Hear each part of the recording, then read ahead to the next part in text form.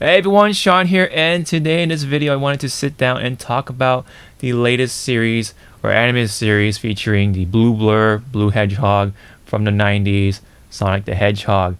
As a fan of Sonic over the years, I've been looking forward to this one. I've been pretty curious about it for a while. Ever since it was first promoted this year, and especially with all the stuff that has been coming out for Sonic for this year. Just to name a few of them, the Sonic the Hedgehog 2 movie that came out February 2022, and then we had Sonic Frontiers, which has been doing pretty good for the most part, doing pretty well in the sales and or just reviews and stuff like that in comparison to previous games or recent games, right? Over the years. And then now we have this, right? We have this to kind of like wrap up Sonic for 2022, and I think it wrapped up kind of nicely. I have to quickly, briefly say how I feel about Sonic Prime, and it seems like Sonic Prime has been popping off quite well, and just like the rest of the 2022 stuff for Sonic. And I haven't really seen any like outright negative reviews, kind of like maybe nitpicking at things, but mostly positive so far. And I think I can say I'm on board with that, just from the 8 episodes I was able to binge when it first or when it recently has come out. And I can definitely say that I've been enjoying the series, and I'm quite intrigued of where it's going. Sonic Prime, for those who don't know already, the biggest gimmick of this one is the fact that it is dealing with the multiverse sort of trend that's been going on for a lot of other stuff ever since Marvel's Avengers, right? Or the MCU Avengers. That whole trend, I think it's just kicked off the whole multiverse thing. It's been around for a long time, but I think Endgame kind of definitely popularized that as of recent, right? And yes, of course, so Sonic Prime has been kind of dealing with that within Sonic Prime, where Sonic is dealing with different versions of his friends because of his rash nature, right? Once again, he's always been sort of like going ahead before thinking about sort of thing. He just does it first before he thinks of it, right? He's always that character in the past, and he's always been cocky and just brash at times. He can be overconfident to the point where it actually holds consequences for not only for Sonic at times, but people around him and things around him. And of course, Sonic Prime really highlights that this time around. It really does take the time to emphasize that aspect of Sonic this time around. The consequences, right? And what I like about this time around, or find it interesting to say the least, is the fact that they actually take the time to have Sonic sort of react to these things. You can definitely see the expression he has of the stuff around him, and then over time you get to know Sonic a little better from within the 8 episodes so far anyway. He took things for granted, and he starts to think about things, and it starts to grow as a person, and I think that's a really nice aspect that I think people should mention when talking about Sonic Prime. So I definitely do like it from that aspect already. Just from that alone, the writing I think is well done even for a kids show. But I think that despite the kiddie vibes that it seems to have, the story itself is more than interesting enough for me to stick around and such.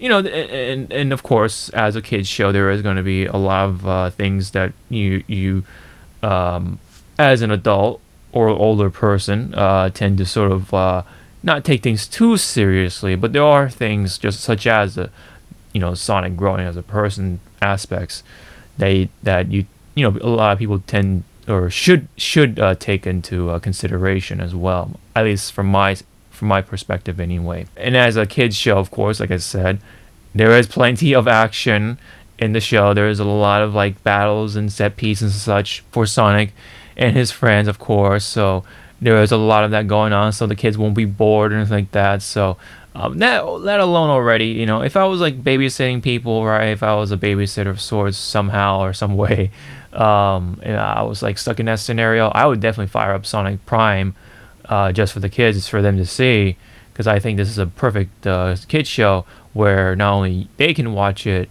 and be entertained by it, but someone like myself, an older Sonic fan, can enjoy as well. So the writing and stuff like that so far, the dialogue and everything is appropriate, right? It's what you've come to expect for a Sonic show that's aiming for that age demographic, which is, I believe, from like I would say 12 to 16 or something like that, or just late teens in general, and then everyone else older can definitely sit down and potentially enjoy it for themselves. Sonic definitely goes through those motions, and again, I think that's a pretty interesting aspect for the adults.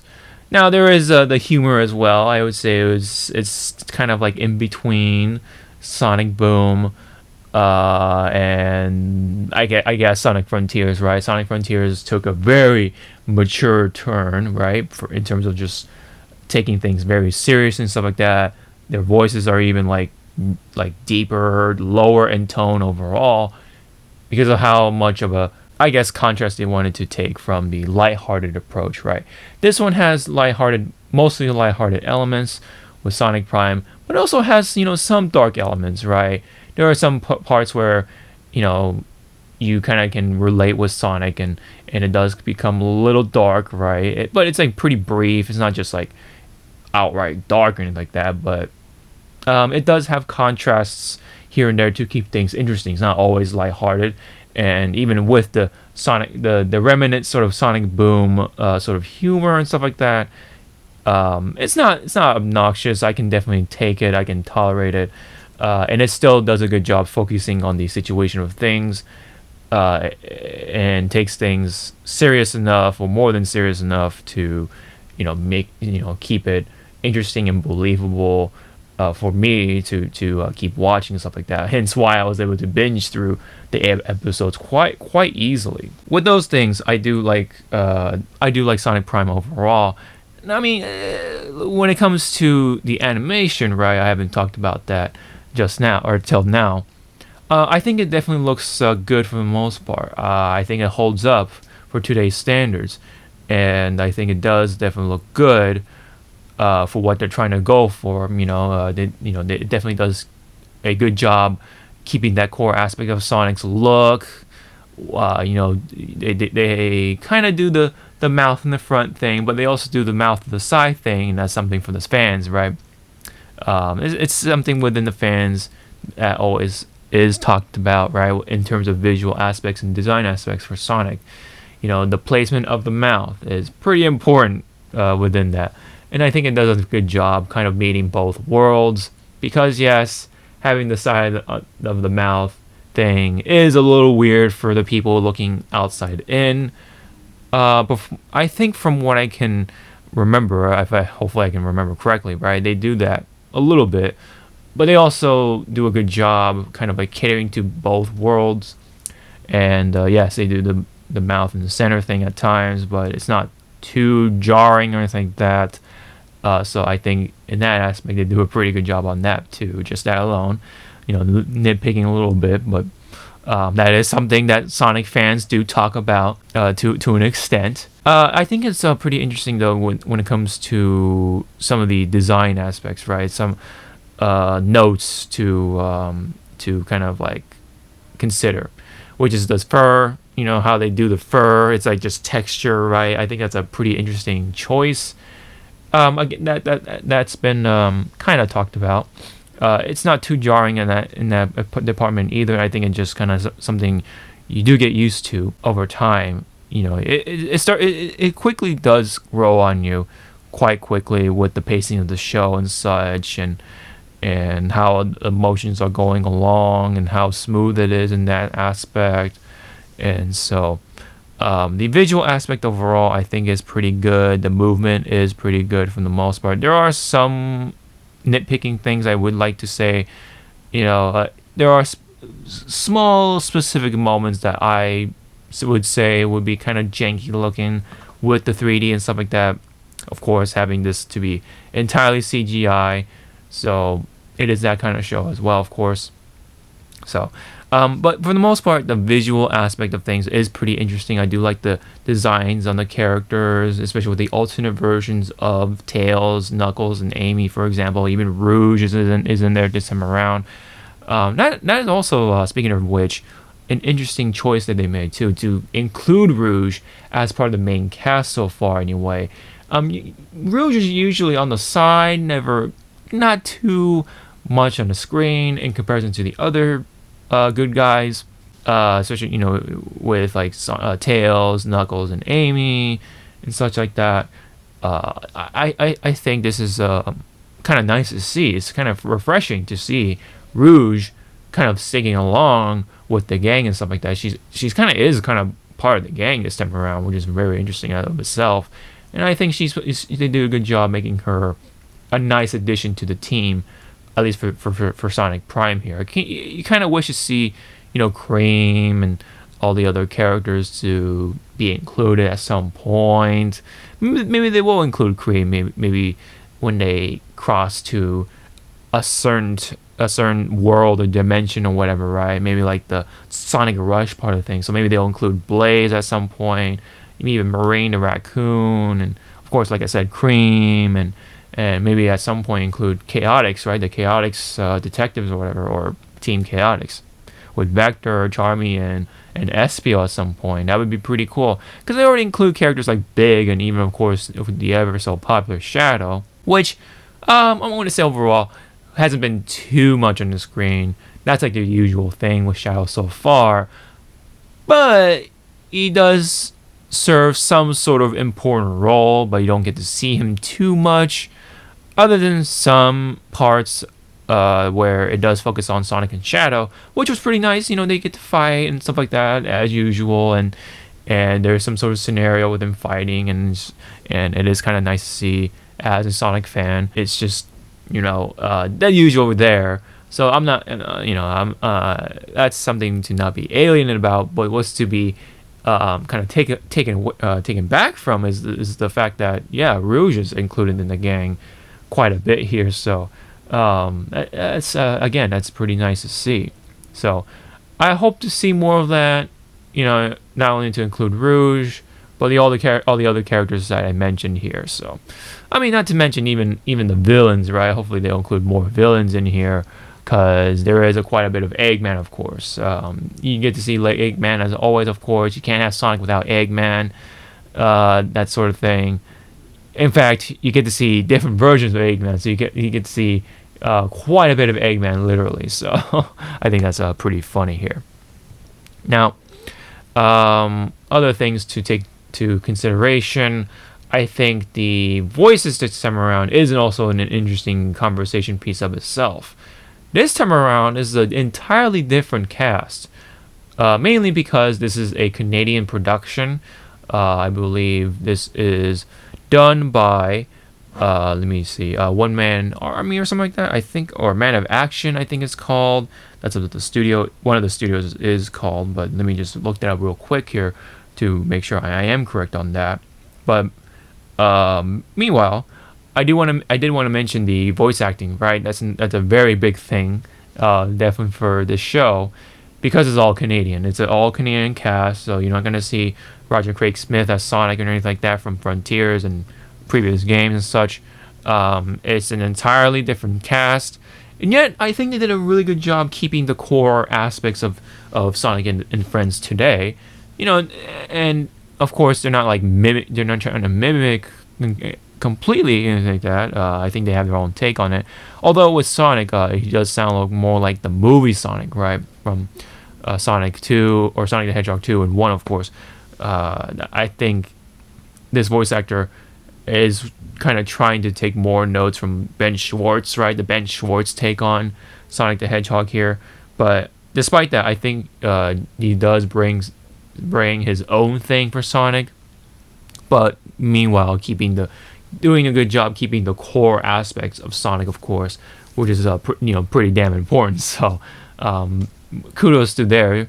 I would say overall the if I've had a nitpick if at anything for a con or a dislike, I would say Knuckles is probably the most off, in my opinion. At one point he sounds really deep, and then in another universe he just sounded like a different character.